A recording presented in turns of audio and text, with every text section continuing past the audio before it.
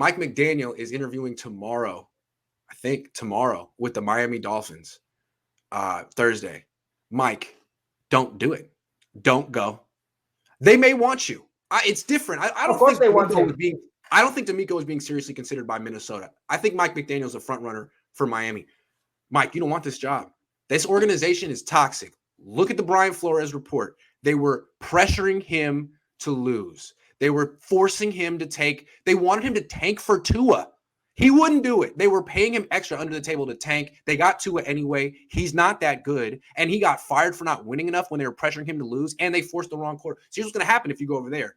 You're going to be forced to work with Tua. If it doesn't work out, you're going to be fired. And it's going to be a black mark on your resume. The experience will not be good for your career. Don't do it. It's a mistake. Don't go. And the thing is, too, the Dolphins, they've got some good players there. They really do on both sides of the ball. It's just a dysfunctional organization. It's a historically dysfunctional people. It's like being put out to pasture. If you are put on the coaching staff in Miami, that means you're done. And it will ruin your career. And don't do it. The only thing that's attractive to Mike McDaniel with his scheming little Shanahan brain that he has, which I love, is that he'll look at all the first rounders they have and say, no. I can do that. Give me those first rounders and I will make you the 49ers. That's the only thing that I think could bait him into that is how attractive the flexibility is. But also, I don't think politically it's a good idea for Mike McDaniel. You really want to go to an organization that has been really shown to, there's no logic to firing Brian Flores.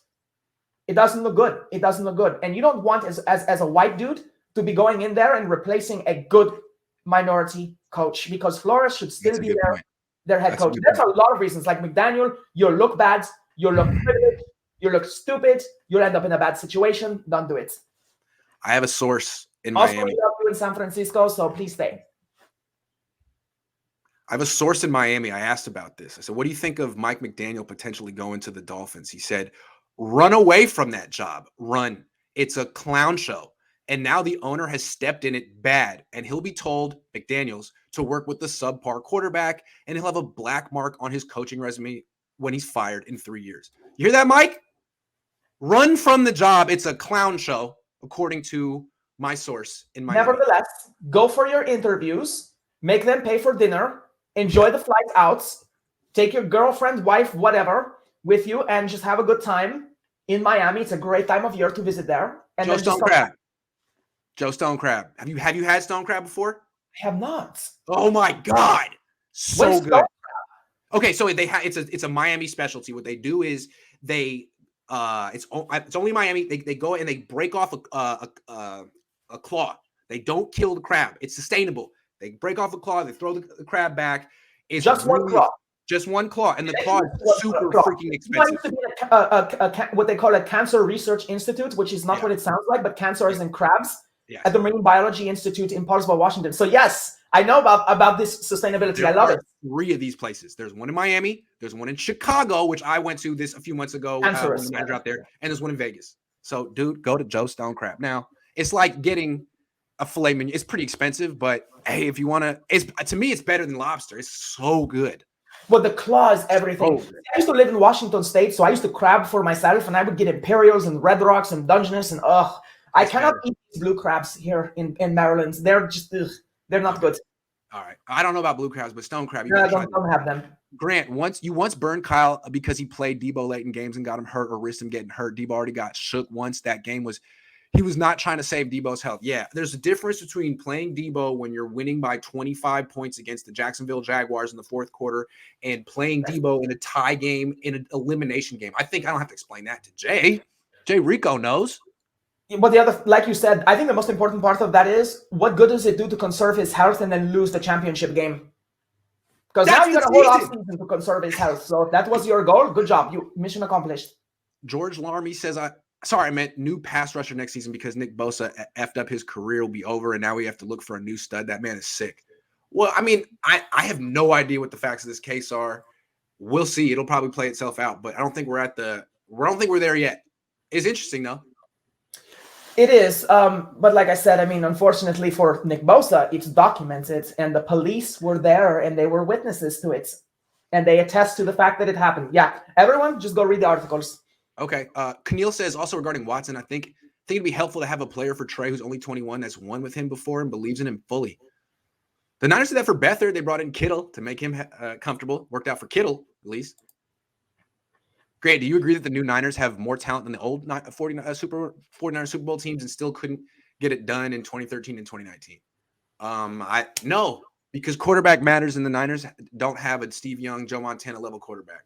That's why they haven't won. I wonder if Jonathan is referring to the roster talent, because if that's what he's saying, I think the Deebo Samuel 49ers have more roster talent than the Montana and Young 49ers. But those were some great teams, especially the 94 team.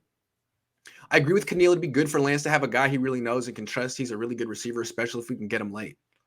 Yeah. See, I think that Lance is about to develop a lot of trust with Brandon Ayuk. Ayuk or Lance, I don't remember who they tweeted, I'll be working out with him in the offseason. So Ayuk is smart. And this may lend credence to what you said, Grant, earlier when you said that he was in Jimmy's doghouse. Yeah. Because Brandon Ayuk's response to Jimmy being jettisoned is to go do his offseason workout with the new guy, which is, if you remember, Mohamed Sanu, he made that effort with Lance as well. He was like, I can't be Jimmy's boy. But if Jimmy gets benched, I'll be Trey Lance's boy. And that was a great career move that didn't pan out because of timing and injury. But I think Ayuk is doing that. Yeah, and I just want to say, like, the Niners don't need a wide receiver right now. I mean, they could always draft a guy from the 7th round, but they have their top 3 guys.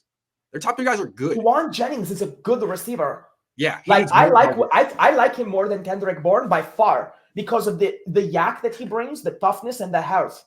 I really like that about him. His catch he had a 3rd and 10 conversion in the 3rd quarter, I think, where he caught the ball 2 yards in front of the marker, got hit, got knocked backward, spun off, and powered forward to get 12 yards on 3rd and 10. That was one of the more impressive conversions I've seen. It was all him. Yes. Do you think McDaniel will be willing to give up 1st-round pick for Jimmy if he hired as head coach?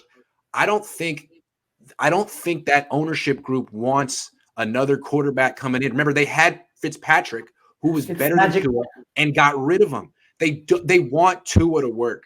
So I've been, the way I look at it is I don't know. Even if McDaniel goes there, I don't know, and wants Jimmy, the owner could be like, yeah, but there's a significant chance that Jimmy's better than Tua, and we have to play Jimmy, and we want to play Tua.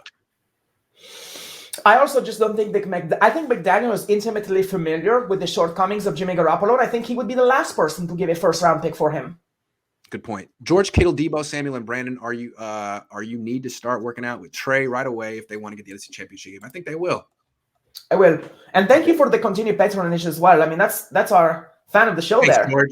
A lot of good people today, actually. But really appreciate the questions we got today.